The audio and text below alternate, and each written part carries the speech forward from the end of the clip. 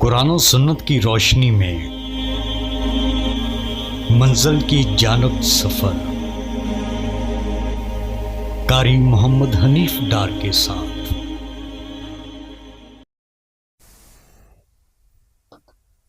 ان الحمد للہ نحمده ونستعینه ونستغفره ونؤمن به ونتوکل علیہ ونعوذ باللہ من شرور انفسنا ومن سیئات اعمالنا، من يهده الله فلا مضل له ومن يضلل فلن تجد له وليا مرشدا، وأشهد أن لا إله إلا الله وحده لا شريك له ولا ضد ولا ند ولا مثيل له ولا مثال له، وأشهد أن سيدنا ومولانا ومعلمنا ومرشدنا ومخرجنا من الظلمات إلى النور محمدا عبده ورسوله أرسله الله بالحق بشيرا ونذيرا وداعيا إلى الله بإذنه وسراجا منيرا، فقد بلغ الرسالة وأدى الأمانة ونصح الأمة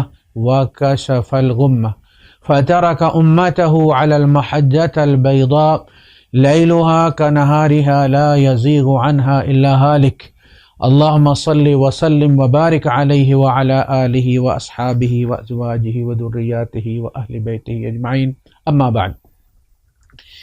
یہ قرآن حکیم پر اعتراضات کی ایک فہرست ہے۔ کافی عرصے سے یہ فیس بک پر دھکے کھا رہی ہے۔ ایک دفعہ حافظ صفوان صاحب نے بھی اس کو اپنی وال پر لگایا تھا، جس پر میں نے ان سے کہا تھا کہ اگر آپ کے پاس ان کا جواب ہے تو یہ نشر کریں اور ساتھ جواب دیں، اور بغیر جواب دیے اس کو نشر کر دینا کا مطلب یہ ہے کہ یہ اعتراضات آپ کی طرف سے ہیں اور آپ دوسروں سے ان کا جواب مانگ رہے ہیں۔ اس کے بعد انہوں نے مجھے پھر بلاک کر دی۔ لیکن بات اسی طرح، میں اگر یہ اعتراضات فیس بک پر لگاتا ہوں تو میں دعوت عام دیتا ہوں اپنے فالورز کو کہ ان کا جواب دو اگر تم میں کوئی ہے تو، یا میں یہ پوسٹ لگاؤں گا تو میں لکھوں گا کہ میں اس کا جواب بعد میں دیتا ہوں، یا میں اس کے ساتھ یہ ختم ہوگی تو نیچے سے میرا الجواب شروع ہوگا۔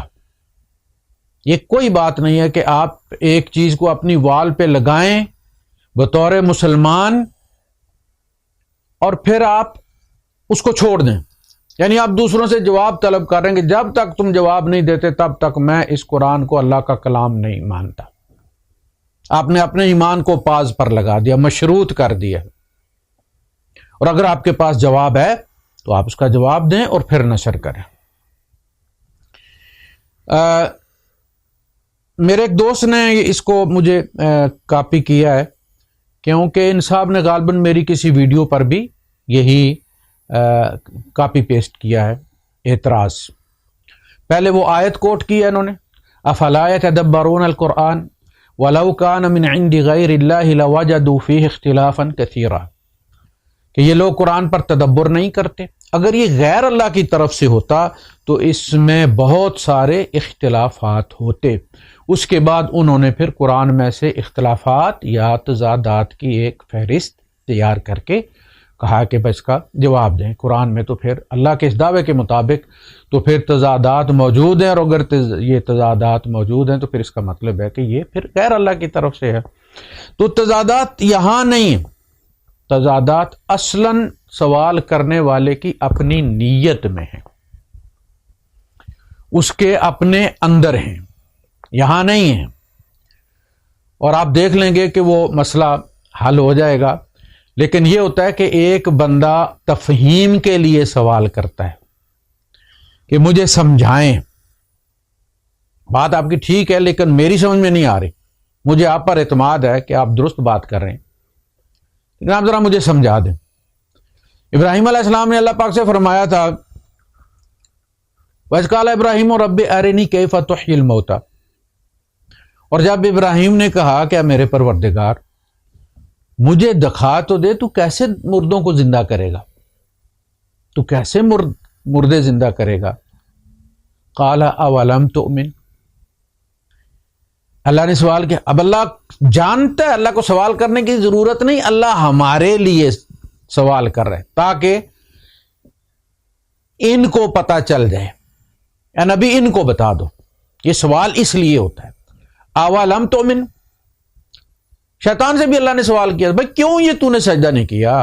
ما منعک ان تسجد لما خلقت بیدی استکبرت ام کنت من العالین. سوال کرنے کی ضرورت ہے تاکہ اس کا جواب ملے، وہ جواب وہی میں مینشن کیا جائے تاکہ بعد والے کوئی اور وجہ نہ ڈھونڈتے پھریں اس میں کہ اس وجہ سے ہوا، اس وجہ سے ہوا، اس وجہ سے ہوا.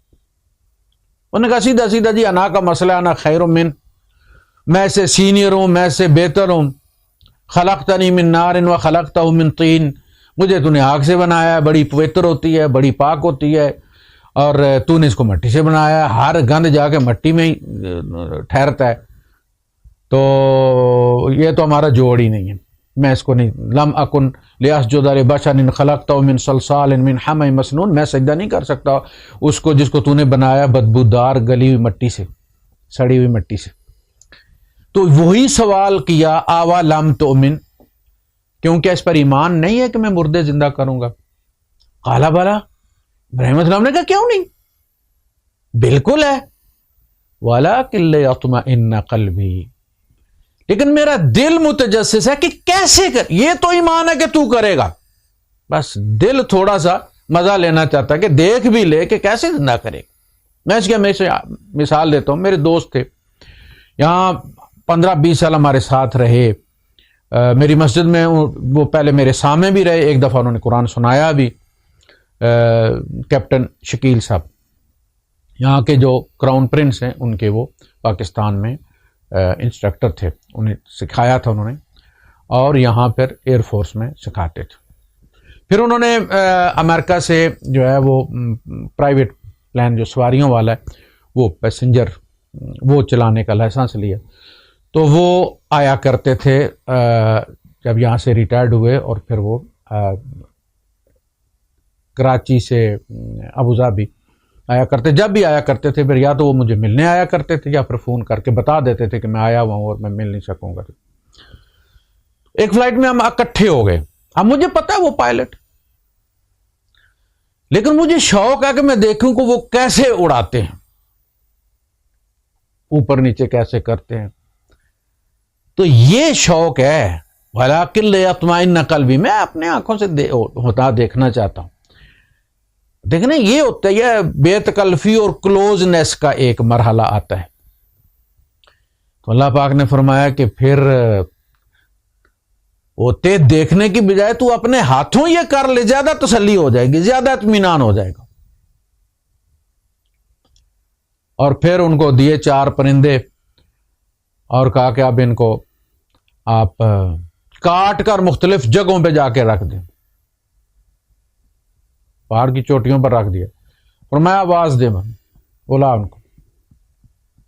کبوتر کو بلایا تو کبوتر کا سر کہیں سے اٹھا ہے، ٹانگیں کہیں سے اٹھی ہیں، باقی جسم کہیں سے اٹھا ہے، اور مل کے ان کے سامنے حاضر ہو گیا. اور دوسرے بھی اسی طرح آ گئے. تو پتہ چل گیا کہ اللہ ایک آواز دے گا، انما ہی زجرۃ واحدہ فاذا ہم بالساہرہ، یہ ایک جھڑکی ہوگی اور وہ جاگ جائیں گے. فاذا ہم قیام ینظرون.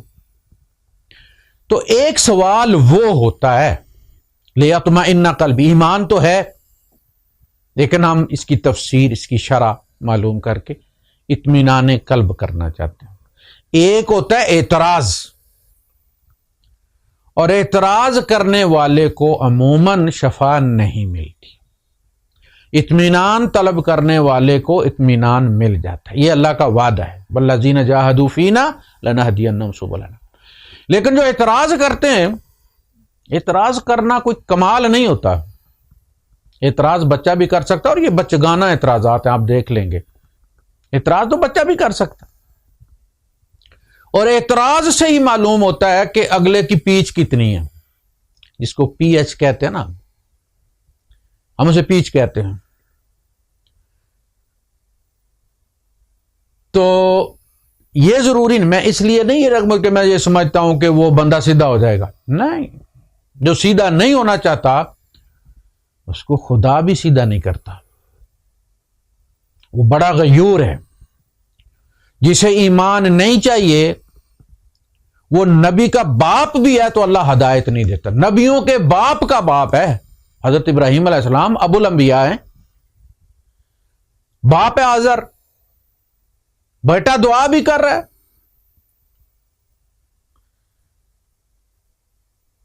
لیکن اللہ نے کہا نہیں، یہ چیز جو ہے نا یہ دوسرے کی دعا سے نہیں ہوگی، باقی چیزیں ہو جاتی ہیں۔ یہ جب تک اپنے اندر انابت نہ ہو، اپنے اندر اکاؤنٹ ہدایت والا نہ کھولے جہاں رب ہدایت بھیجے۔ آپ اکاؤنٹ کھولتے ہیں تو حکومت بھیجتی ہے نا آپ کے اکاؤنٹ میں پینشن، وہ ہدایت تب ملے گی جب قلب میں وہ کھڑکی کھولو گے، وہ اکاؤنٹ کھولو گے، تو پھر جو بھی تمہارے حصے کی ہدایت ہے تمہیں مل جائے گی۔ اکاؤنٹ کھولو،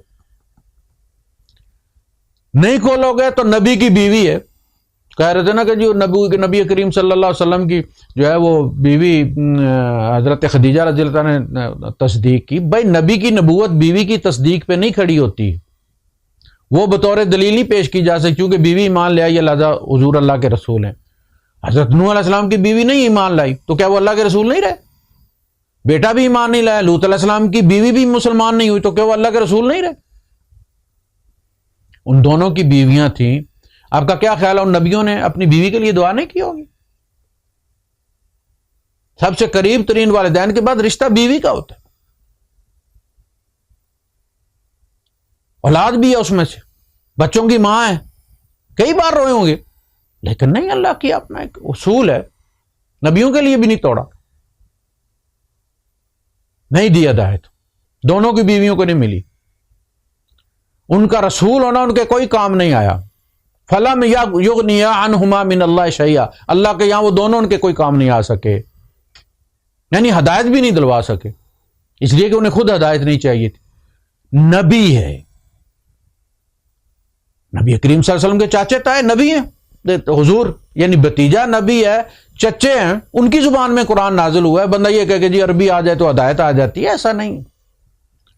وَعَدَ اللَّهُ اللَّهُ عَلَىٰ عِلْمٍ، بعض دفعہ علم جو ہے وہ انسان کو گمراہ کر دیتا ہے، گمراہی کا سبب بن جاتا ہے اگر اس کے ساتھ رب کی توفیق شامل حال نہ ہو تو قرآن ان کی زبان میں نازل ہو رہا ہے، ان کی مثالیں دیتا ہے، مکے کی مثالیں دیتا ہے، ان کے قبیلے کی اصطلاحات استعمال کرتا ہے، گویا انہی سے خطاب کر رہا ہے، ان کی بستی کا جیسے کوئی بندہ بات کرتا، انہیں نہیں چاہیے تھی،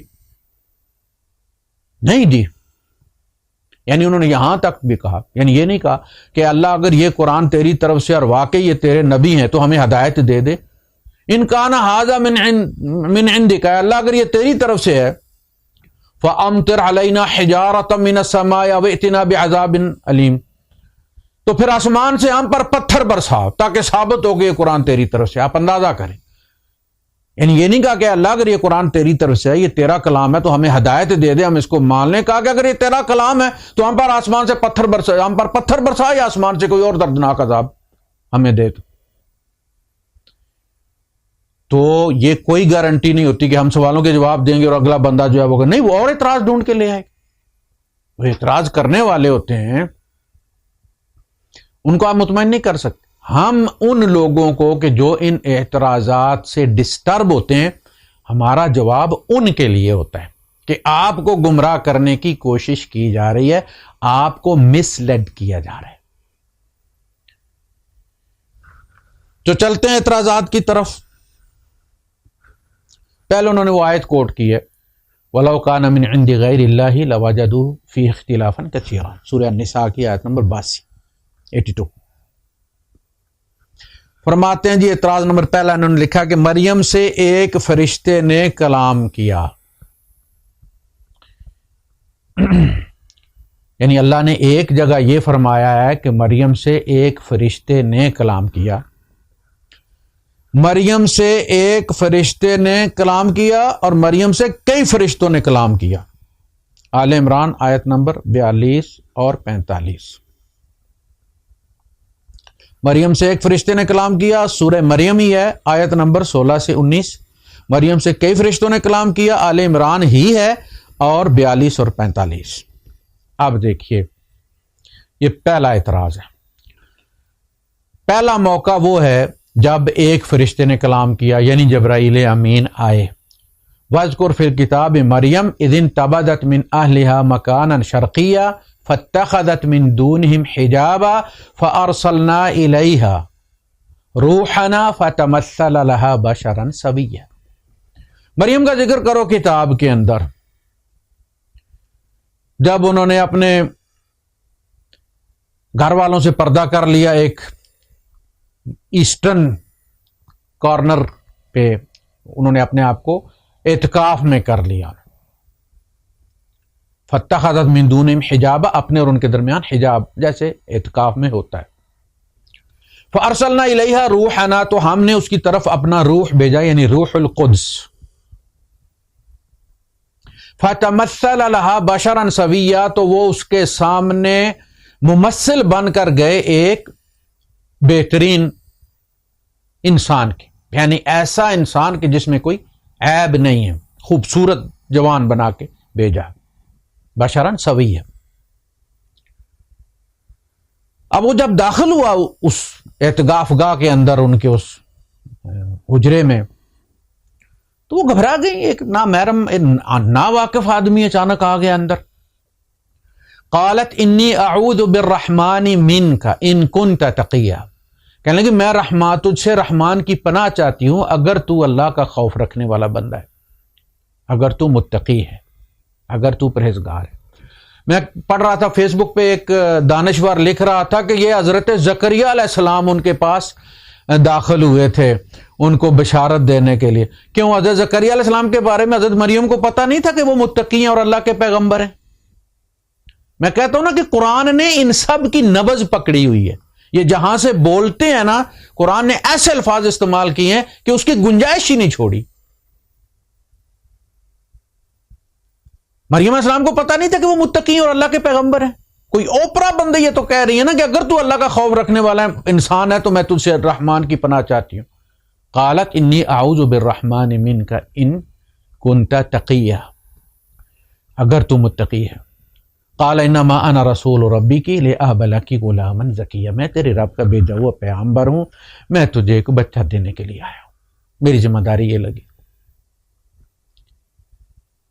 قالت انا یکون لی غلام، اب یہ ایک فرشتہ بات کر رہا ہے، جو اس نے کہا ہے کہ فرشتے مریم سے ایک فرشتے نے بات کی، یہ ایک فرشتے نے بات کی۔ جب یہ بات ہو گئی اور مریم علیہ السلام حاملہ ہو گئیں، تو پھر وہ جو فرشتے دوسرے تھے جو بشارت دیتے ہیں، پھر وہ اکٹھے ہوئے، اور اگلی آیات میں پھر اذ قالت الملائکۃ یا مریم ان اللہ اصطفاکی وطہرکی واصطفاکی علی نساء العالمین یا مریم اقنتی لربک واسجدی وارکعی مع الراکعین یا مریم ان اللہ یبشرک بکلمۃ من، وہ بشارتیں دے رہے ہیں، وہ کہہ رہے ہیں کہ مریم اللہ کے شکرانے ادا کرو، تجھے اللہ نے بڑے کام کے لیے چن لیا ہے، تیرا بڑا نام ہوگا، ایک اوپرا کام ہونے جا رہا ہے۔ تو وہ فرشتوں نے وہاں بشارت دی، یہاں فرشتے نے آ کے کلام کیا، دونوں اپنے اپنے موقع کی بات ہے، اس میں کیا اختلاف اور کیا تضاد ہے؟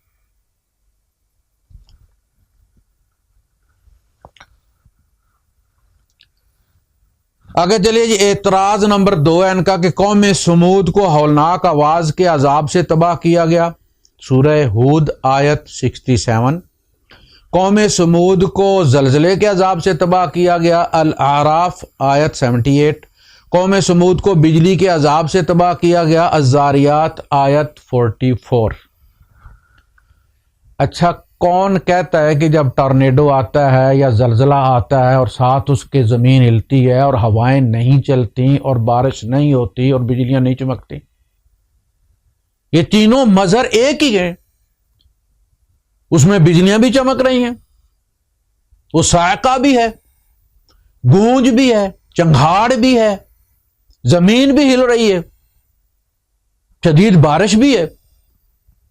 تو یہ ساری چیزیں ایک ہی اس کا سیگمنٹ کا، کبھی ایک جگہ ایک کا اللہ نے ذکر کیا ہے، کبھی 2 کا ذکر کیا ہے، کبھی 3 کا ذکر کیا ہے، لیکن وہ ساری چیزیں اس میں موجود تھیں۔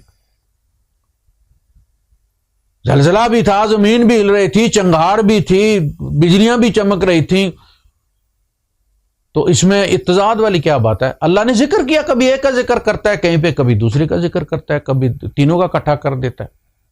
اس میں کیا تضاد ہے؟ ایک بندہ کہتا ہے جی فلاں بندہ جو ہے وہ ایکسیڈنٹ میں مر گیا، پھر وہ بتاتا ہے کہ سائیڈ والا شیشہ ٹوٹا ہے اور وہ لگا اور مر گیا، پھر وہ کہتا ہے کہ وہ ایکسٹرا بلیڈنگ ہو گئی تھی، اس کی بہت بلیڈنگ ہو گئی تھی، اسپتال پہنچ کے بھی وہ مر گیا ہے۔ اب اس میں کیا تضاد کیا ہے؟ اس میں تضاد اصل میں نے عرض کیا تھا نا کہ نیتوں میں ہے۔ وہ 2005 کے زلزلے والوں سے پوچھ لو یار، اس میں کیا کیا تھا؟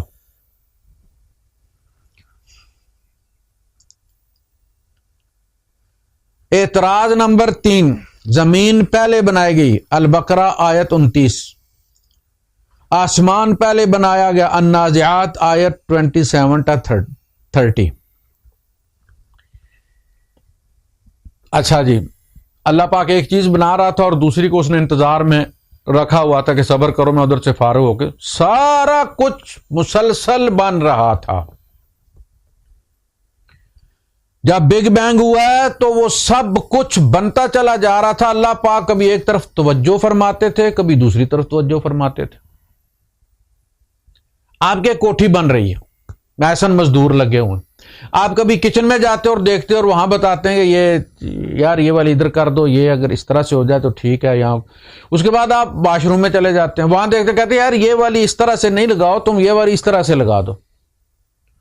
پھر آپ ڈرائنگ روم میں چلے جاتے ہیں، وہاں جو لوگ لگے ہیں انہیں آپ سمجھاتے ہیں کہ یار یہ سیمنٹ زیادہ کرو، یہ سیمنٹ کم ہے اس کے اندر۔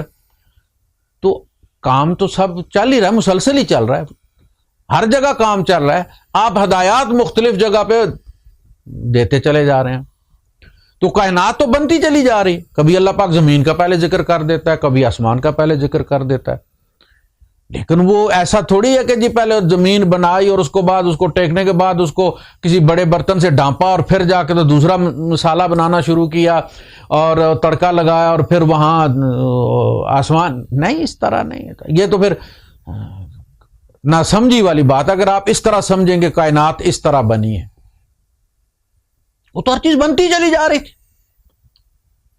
اللہ توجہ فرما رہا تھا، کبھی ایک طرف توجہ فرماتا تھا، کبھی دوسری طرف توجہ فرماتا تھا، کبھی وہ اس کا ذکر جدھر توجہ فرماتا ہے اس کا ذکر کرتا ہے، پھر دوسری طرف توجہ، اس کو چل کے اس نے تھوڑی جانا تھا، سب کچھ اس کے سامنے بن رہا تھا۔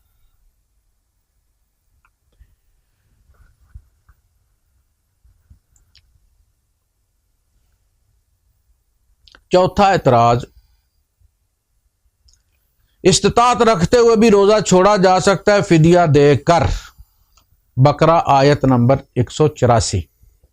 جی ہاں، پہلے یہ تھا کہ اگر تم میں سے کوئی فدیے کی استطاعت رکھتا ہے تو وہ روزہ رکھنے کی بجائے فدیہ دے دے، کسی مسکین کو کھانا کھلا دے۔ یہ وہ سچویشن تھی کہ جس میں مہاجرین کا ایک انبو تھا، جس طرح ہمارے یہاں افغانی آتے ہیں مہاجرین، اس طرح جہاں جہاں سے بھی کوئی مسلمان ہو رہا تھا وہ مدینے آ رہا تھا، اس لیے کہ اپنے علاقے میں ان کو پتہ چل جب مدینے والوں کی صلح ہو گئی اور وہاں اب امن و امان ہے، شانتی ہے، تو ان کو سنبھالنا مشکل ہو رہا تھا۔ تو اس صورت میں کہا گیا، اس وقت پہلے یہ فرسٹ سٹیپ ہے کہ کہا گیا کہ افضل یہ ہے کہ تم جو ہے وہ کر لو، اس کو فدیہ دے دو، روزہ رکھوا کسی دوسرے کو اس کے بدلے میں فدیہ دے دو، وہ روزہ جو چھوڑا ہوا ہے اس کا فدیہ دے دو۔ اور پھر یہ فرمایا کہ اگر تم رکھ لو، روزہ رکھ لو تو بھی ٹھیک، یعنی جبر دونوں صورتوں میں کوئی نہیں۔ پھر آگے جب دوسری آیت آئی، دوسرا مرحلہ آیا، تو اس میں فرمایا شہر رمضان الذی انزل فیہ القرآن ھدی للناس وبینات من الھدی والفرقان فمن شہد منکم الشہر فلیصم۔ تو تو تم میں سے جو کوئی اس مہینے کو پالے اسے چاہیے کہ وہ روزہ رکھے. اور اس میں فرمان کان مریضا او علی سفر فعدۃ من ایام اخر، اگر کوئی بیمار ہے یا سفر پر ہے تو وہ گنتی پوری کر لے، اس وقت روزہ نہ رکھے، بعد میں اتنے روزے رکھ لے، کبھی بھی رکھ لے، توڑ کے رکھ لے، مسلسل رکھنے کی بھی ضرورت نہیں، کسی موسم میں بھی رکھ لے، اوپن چھوڑ دیا اس کو، سختی نہیں فرمائی. تو یہ تو دو الگ الگ قوانین ہیں. یعنی پہلے میں کہا کہ جو ہے وہ یا ایھا الذین آمنوا کتب علیکم الصیام کما کتب علی الذین من قبلکم لعلکم تتقون ایام معدودات فمن کان منکم مریضا او علی سفر فعدۃ من ایام اخر.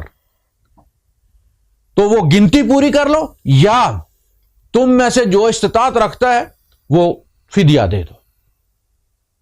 تو وہ فدیہ والا قانون اب بھی ان کے لیے ہے کہ جن کی بیماری مسلسل ہے، ایج فیکٹر ہے، ان کے صحت مند ہونے کے چانسز نہیں ہیں، تو ان کا فدیہ ہی لوگ دیتے ہیں. اس میں کیا تضاد ہے؟ قانون ہے. قانون میں ترجیح ہوتی ہے. پہلے ایک قانون ہوتا ہے، آپ کے یہاں سردیوں میں ڈیوٹی کے آورز اور ہوتے ہیں، گرمیوں میں اور ہوتے ہیں. یہ تضاد ہے؟ تضاد نہیں، یہ تو حالات کے مطابق فیصلہ ہے.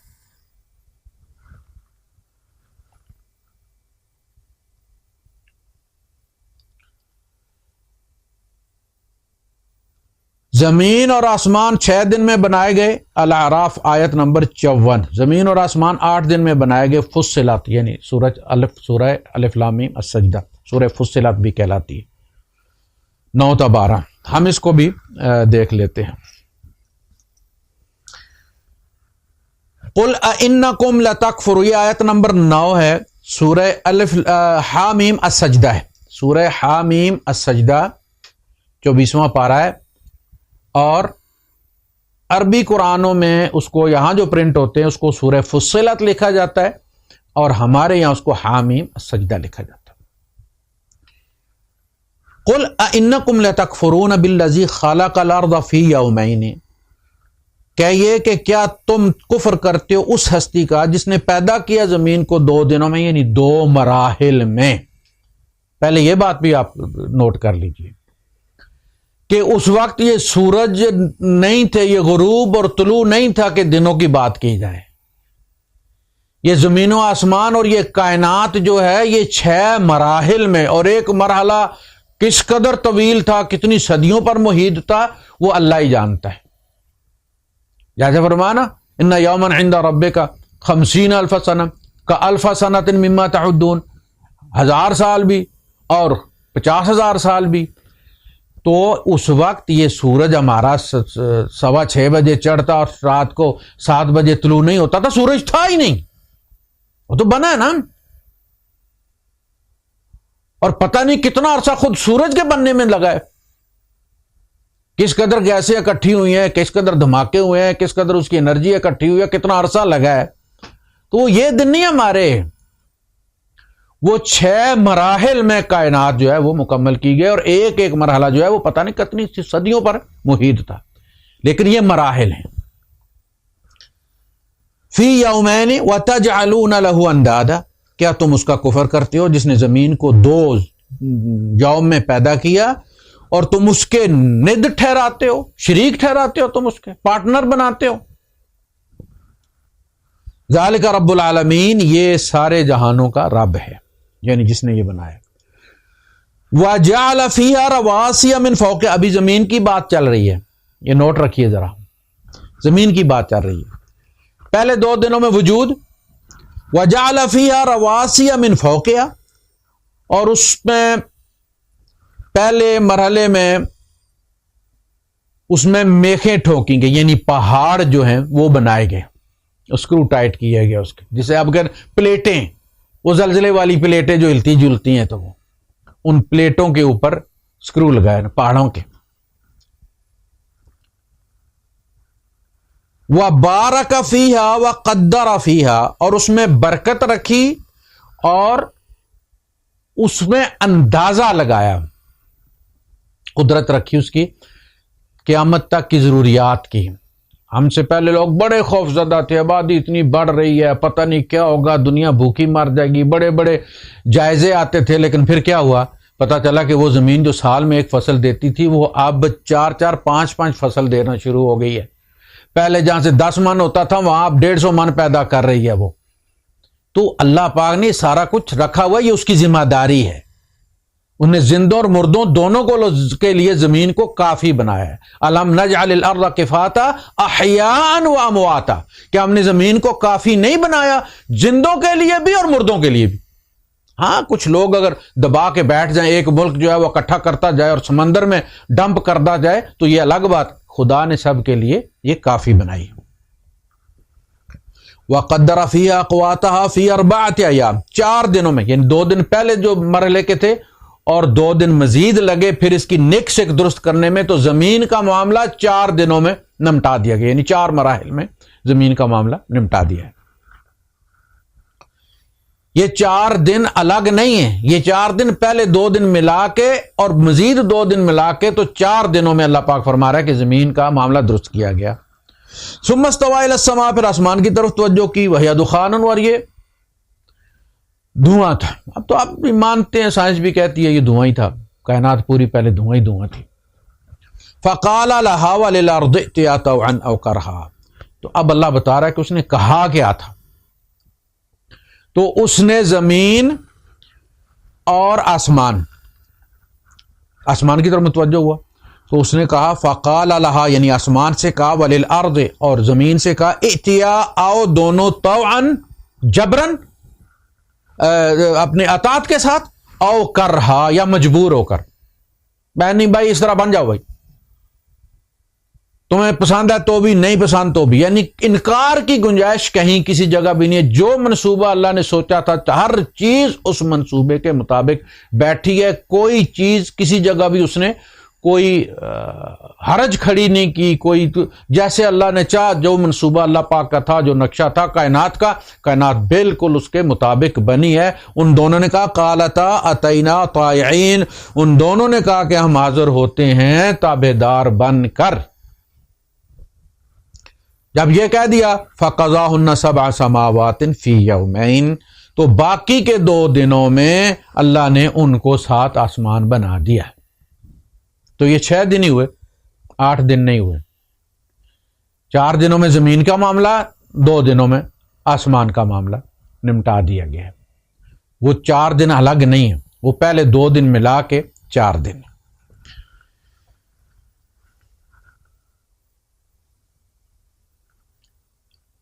اگلا اعتراض یہ اعتراض نمبر 6، اور جو تم میں سے مر جائیں اور بیویاں چھوڑ جائیں تو ان بیویوں کو 4 مہینے 10 دن تک اپنے نفس کو روکنا چاہیے۔ سورہ البقرہ آیت نمبر 234، یہ بیوہ کی عدت بیان ہوئی ہے۔ اس آیت میں بیوہ کی عدت بیان ہوئی ہے کہ والذین یتوفون منکم ویذرون ازواجا یتربصن بانفسہن 4 اشہر و10۔ تم میں سے جو فوت ہو جائیں تو ان کی جو بیوائیں ہیں، جو بیویاں ہیں، وہ انتظار کریں، روکے رکھیں اپنے ذات کو 4 ماہ اور 10 دن۔ یہ عورت کی عدت بیان ہوئی ہے اس آیت میں۔ جو لوگ مر جائیں اور بیویاں چھوڑ جائیں تو بیویوں کو سال بھر کے لیے گھروں سے نہیں نکلنا چاہیے۔ نکلنا چاہیے نہیں ہے، یہ ہے کہ ان کو سال کا خرچہ دو اور گھر سے مت نکالو۔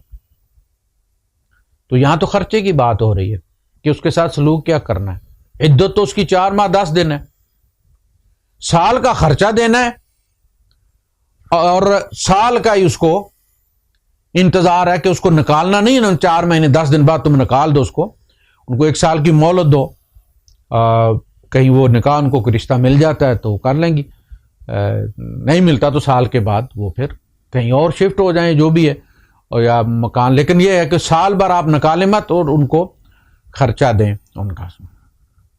اس میں بھی کہتے ہیں کہ جب آپ عورت کو شوہر کا حصہ دے دیں تو پھر وہ سال بھر رہنے والی شرط منسوخ ہو گئی ہے، یعنی وہ اگر اس کا حصہ مل گیا مکان میں، اس کا حصہ، تو پھر وہ رہے گی، پھر وہ آپ کی تابعدار نہیں ہے، وہ سال نہیں، وہاں وہ 10 سال بھی رہ سکتے۔ اچھا اللہ پاک فرما رہا ہے کہ بیواؤں کو جو ہے وہ ان کو فوری گھر سے مت نکالو، لیکن یہاں ہمارے یہاں والد صاحب فوت ہوتے ہیں اور بچے ماں پر دباؤ بڑھانا شروع کر دیتے ہیں کہ مکان ویچو تو ساڈا حصہ کڈو. آپ اندازہ کریں، یعنی ایک طرف اللہ پاک سسرال کو کہہ رہا ہے کہ اگر بہو کا شوہر مر گیا ہے تو تم اس کو سال بھر کا خرچہ دو اور گھر سے باہر مت نکالو. اس کو عدت اس کی اگرچہ 4 ماہ 10 دن جس میں وہ بناؤ سنگار نہیں کر سکتی، اس کے بعد وہ بناؤ سنگار بھی کر سکتی ہے لیکن تم اسے نکالو مت. دوسری جانب حالت یہ ہے کہ جو ہی والد فوت ہوتا ہے تو بچوں کو پسوڑی پڑ جاتی ہے، بہویں چابی مارنا شروع کر دیتی ہیں اپنے حصے کی تاک، فلاں والا کون سا فلاں والا، اور وہ پائی جی مینو ضرورت ہے مکان بیچو جی، ماں ہمارے ساتھ رہ لے گی تمہارے ساتھ. ماں فٹ بال اب بننے کے لیے اب پلاننگ ہے ان کی کہ ماں کو فٹ بال بنائیں گے، مہینہ ادھر رہے گی ماسی بن کے، مہینہ دوسرے بھائی کے یہاں ماسی بن کے رہے گی. یہ جب تک وہ ماں زندہ ہے وہ مکان نہیں بیچا جا سکتا، اس کو در بدر نہیں کیا جا سکتا. ایک بھی ایسا واقعہ نہ تاریخ میں ہے، نہ حدیث میں ہے، نہ سنت میں ہے کہ کسی بیوہ کو مکان بیچ کر کسی اولاد نے اور بانٹ لیا ہو آپس میں اور ماں کو در بدر کر دیا ہو. باقی چیزیں بانٹنے کے لیے ہیں، جب تک وہ ماں ہے وہ اس مکان میں رہے گی، جب مر جائے گی تو پھر تم لوگ جو بانٹنا ہے وہ بانٹ لینا، تو اس کو مت نکالو وہاں سے.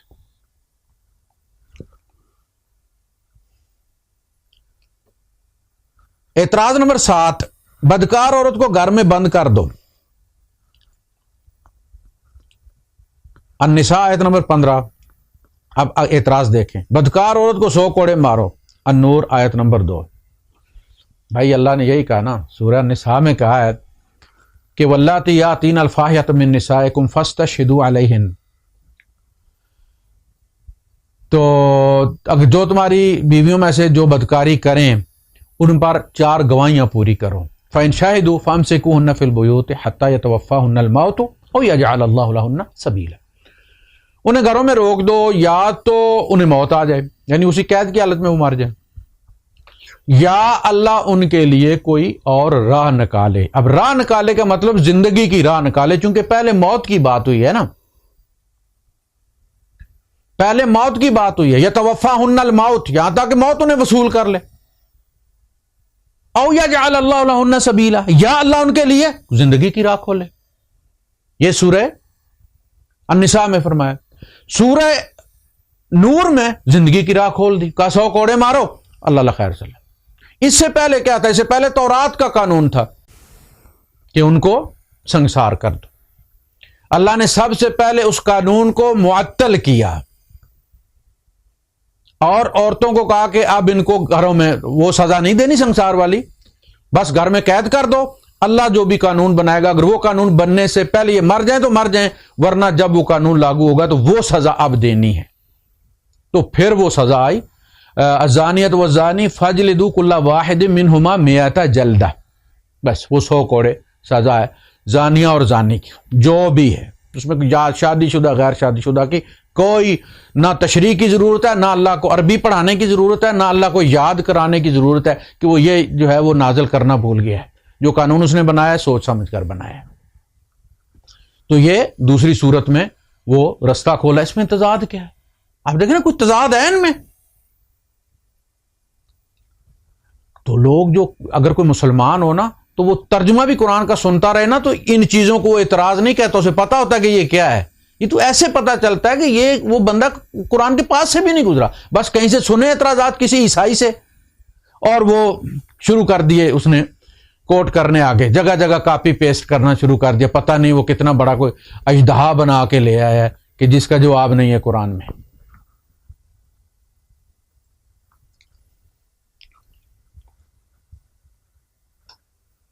بے شک نبی اچھے اخلاق والے ہیں. سورہ القلم آیت نمبر 4.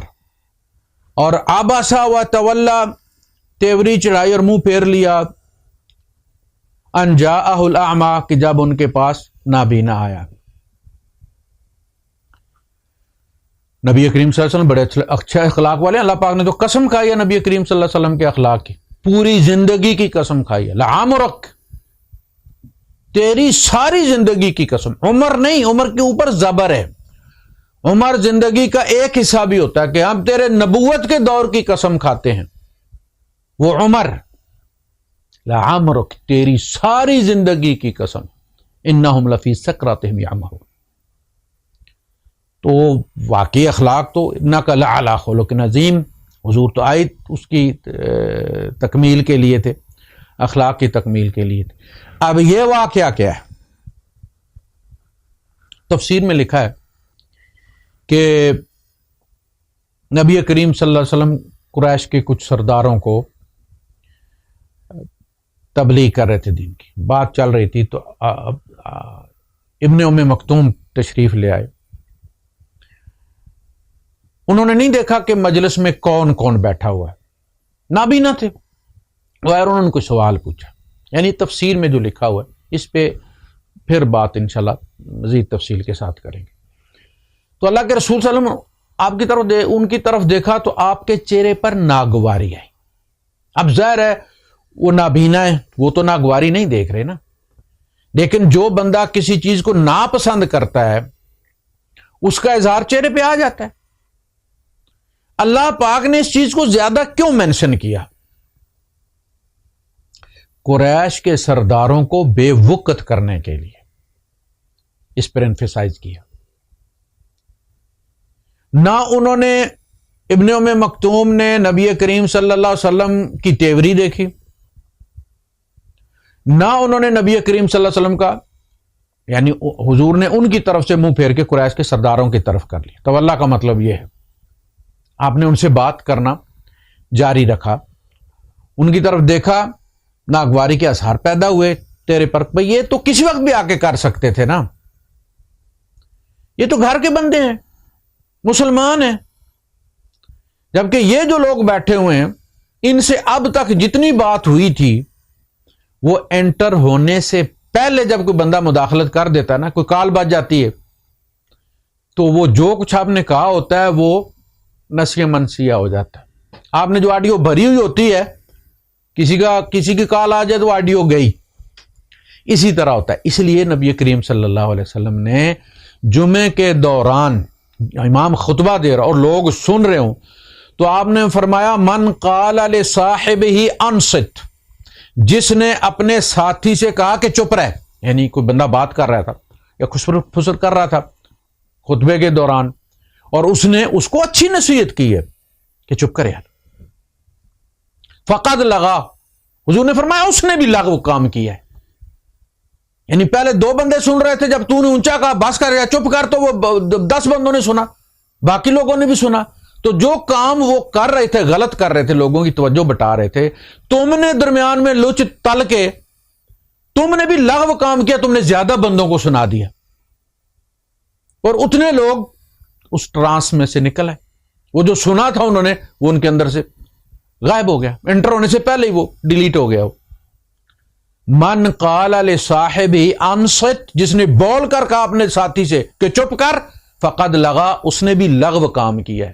ومن لغا فلیس لہ الجمعہ، اور جس نے لغو کام کیا اس کا جمعہ نہیں، یعنی اجر اس کا حاضری لگ گئی ہے، جمعہ چھوڑنے کا گناہ نہیں ہوگا لیکن اجر اس کا ضبط ہو گیا، پتہ نہیں کتنوں کا خراب کر دیا اس نے. تو وہی بات ہوئی کہ ان کی اس مداخلت نے نبی کریم صلی اللہ علیہ وسلم کو ڈسٹرب کر لیا. وہ جو موضوع چل رہا تھا جس طرح، تو اچانک کوئی بندہ درمیان، تو آپ نے ان کی طرف دیکھا ناگواری سے. اب اس میں حضور نے کوئی گالی نہیں دی، یہ ہوتی ہے بد اخلاقی. حضور نے ان کو ڈانٹا نہیں، یہ ہوتی ہے بد اخلاقی. آپ نے ان کی طرف ناگواری سے دیکھا اور ان سے منہ موڑ کے اپنی بات جاری رکھی ان کے ساتھ، سرداروں کے ساتھ. اب اللہ پاک نے اس کو موضوع بنا کے سرداروں کی بے عزتی کی ہے کہ یہ اس قابل نہیں تھے کہ آپ ان کو توجہ دیں، یہ تو کوئی چیز نہیں ہے. اما من جاءک یسعی وہو یخشی فانت عنہ تلہی، نبی جو آپ کے پاس دوڑ کے آیا ہے، اپنے دینی ضرورت کے لیے آیا، آپ جو ہے وہ اس کو دور کر رہے ہیں. آپ وما علیک الا یزکی، یہ لوگ اگر نہ ایمان لائیں تو آپ کے ذمہ کچھ بھی نہیں ہے، آپ سے نہیں پوچھا جائے گا، آپ کیوں ان کی فکر کر رہے ہیں؟ یعنی بے عزتی ان کی جا رہی ہے. نبی کریم صلی اللہ علیہ وسلم کو کہہ کر اس مجمع کی. یہ بات تھوڑی تھی, اللہ پاک کو انہیں بے عزت کرنا تھا, اس کو موضوع بنا کے ان کو بے عزت کیا. اور کوئی ایسی بات نہیں تھی کہ جس پہ گرفت ہو نبی کریم صلی اللہ علیہ وسلم کی.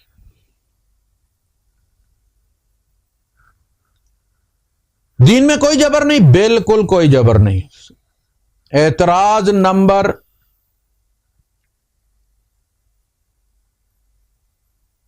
9. اچھا, انہوں نے اخلاق والے میں لکھا ہے کہ عبس و تولی ان جاءہ الاعمی والے میں, اس کے بعد انہوں نے کہا نبی کو نہیں چاہیے کہ قیدی بنائے جب تک زمین میں خوب خونریزی نہ کر لے. آیت انفال آیت 67. ہاں تو اس میں تو ظاہر ہے جنگ میں تو آپ زور دشمن کا توڑے بغیر آپ قیدی بنائیں گے, بعد میں وہ قیدی چھوڑ دیں گے اگلی جنگ میں, وہ پھر آپ کے پاس حاضر ہو جائیں گے. یہ تو ایک سپریم کمانڈر جو ہے وہ اپنے فیلڈ کمانڈر کو ہدایات دے رہا ہے کہ پہلے ان کی کمر توڑیں اس کے بعد قیدی بنائیں. فَإِمَّا مَنًّا بَعْدُ وَإِمَّا فِدَانٍ حَتَّى تَضَعَ الْحَرْبُ أَوْزَارَهَا. سورہ محمد میں اللہ پاک نے اس کو واضح بتا دیا کہ بھائی آپ پھر خوب رگڑا دیں ان کو, اس کے بعد قیدی بنائیں جو باقی بچیں, اور پھر آپ چاہیں تو ان پر احسان کر کے ان کو چھوڑ دیں یا فدیہ لے کر ان کو چھوڑ دیں.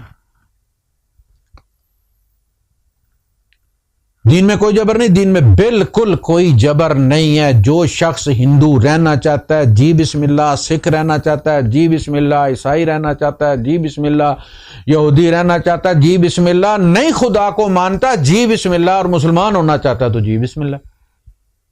جبر بالکل کوئی نہیں ہے, یہ اللہ کی غیرت کے خلاف ہے. آپ انسان ہیں, آپ کی چھوٹی سی ایگو ہے, پڈی سی ہے یہ. اور جب لڑکے کو پتا چلے کہ لڑکی کے قدموں میں باپ نے اپنی پگ رکھ دی ہے کہ وہ شادی پر راضی ہو جائے, تو اس لڑکے میں اگر غیرت ہونا تو وہ رشتہ چھوڑ دے کہ میں نے کرنا ہی نہیں. اس لڑکے کی توہین ہے. یا باپ یا ماں بیٹے کے قدموں میں اپنا دوپٹہ پھینک کے کہے کہ بیٹا تو یہ شادی کر لے, اس سے نہ مکر فلان ہے ڈینگ ہے, وہ اس لڑکی کی انسلٹ ہے. بندے کو تلوار کی نوک پر کلمہ پڑھانا اللہ کی توہین ہے.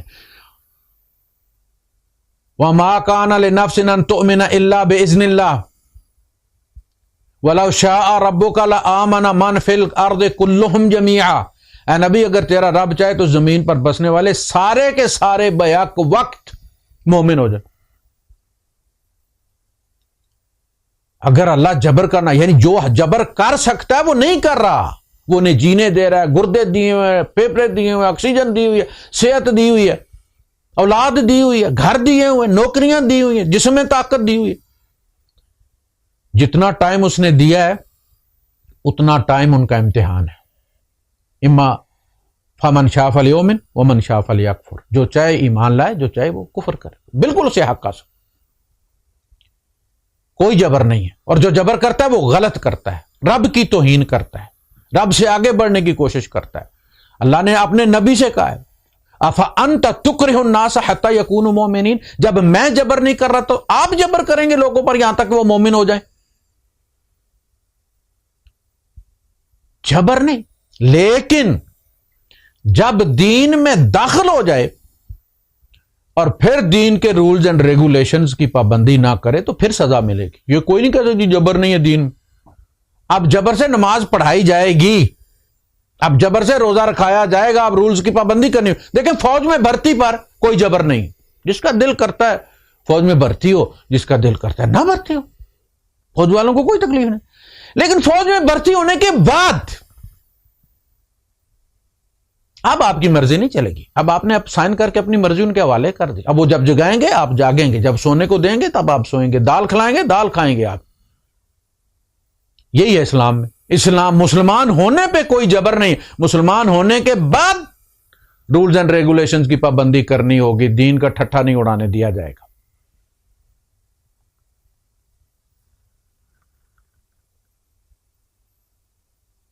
ان سے لڑو جو سچا دین قبول نہیں کرتے. توبہ آیت نمبر 19. ہاں جی, یہ سورہ توبہ آخری نازل ہونے والی آیتوں میں سے ہے, اور اس میں فیصلہ کیا گیا کہ منافقین کو ننگا کرنا ہے. منافقین کو ننگا کرنا ہے تاکہ واضح ہو جائیں. یہ اہل کتاب سے جزیہ لے لینا ہے، یعنی یا تو وہ مسلمان ہو جائیں یا جزیہ دیں، لیکن مکے والوں کے لیے تیسرا کوئی آپشن نہیں. اس لیے کہ جب انہوں نے نبی کریم صلی اللہ علیہ وسلم کو نکالا تھا اپنی بستی سے تو اللہ کی سنت کے مطابق وہ عذاب کے مستحق ہو گئے تھے. جیسا کہ سابقہ امتوں کا نبی جب نکلتا تھا اس بستی سے تو اس بستی کی جڑ کاٹ دی جاتی تھی، اس کو تباہ کر دیا جاتا تھا، وہ زلزلے سے ہو، بجلی سے ہو، ہوا سے ہو، جس طرح بھی ہو. مکے والوں کو اسی دن 2 پہاڑ ملا کے ختم کر دیا جانا چاہیے تھا. لیکن اللہ کے رسول صلی اللہ علیہ وسلم تشریف لے آئے تو اب آپ کو ایک سٹیٹ مل گئی، اور اب آپ سٹیٹ کے ذریعے وہ عذاب، اس لیے فرمایا قاتلوہم یعذبہم اللہ بایدیکم. اب مکے والوں پر ہوا کا عذاب نہیں آئے گا، اب زلزلہ اور بجلی اور گرج نہیں آئے گی، اب اللہ ان کو عذاب دے گا، وہ عذاب جس کے وہ مستحق ہیں تمہارے ہاتھ سے. قاتلوہم یعذبہم اللہ بایدیکم وینصرکم علیہم ویخزہم وینصرکم علیہم وَيَشْفِقُ صُدُورَ قُلُوبِ الْمُؤْمِنِينَ. اللہ پاک تمہارے دلوں کا وہ غیظ و غضب نکالے گا جو انہوں نے تمہیں ستایا ہوا ہے، جس طرح بے گھر کر کے نکالا، تمہارے گھروں پر قبضہ کیا ہے، اللہ وہ بات بھولا نہیں ہے. اب لڑو ان سے، اور اللہ انہیں تمہارے ہاتھوں عذاب دے گا، تمہاری نصرت کرے گا، انہیں رسوا کرے گا اور تمہارے دلوں کی آگ نکالے گا. اب ان کے پاس 4 مہینے کی مہلت ہے، اس میں یا تو وہ مسلمان ہو جائیں گے یا مار دیے جائیں گے، تیسرا کوئی آپشن نہیں. یہ اللہ کی سنت کے مطابق قانون ہے، جس طرح سابقہ قوموں کے ساتھ، امتوں کے ساتھ ہوا اپنے نبی کے انکار کے بعد.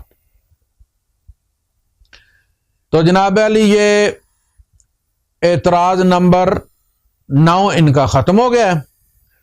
اب اگلی ویڈیو میں اعتراض نمبر 10 سے